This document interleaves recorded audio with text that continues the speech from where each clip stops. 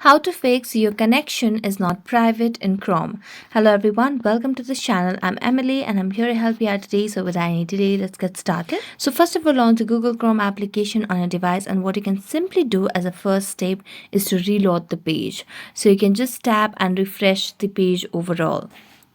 After that, if this does not solve the issue, you can just check on your Wi-Fi and make sure that you're not using any sort of public Wi-Fi, because a lot of time that also causes your issue like this. So you can just switch to your cellular data or your mobile data in order to make sure that you fix this issue.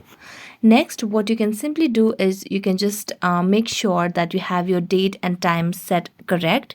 So just check your system clock and time over here just to make sure that you're not making it occur incorrect time over here. So just check the time, and after checking that, what you can simply do is you can also make sure that you disable the antivirus or VPN, because a lot of time that also creates an issue like this of connecting, and the issue like your connection is not private in Chrome.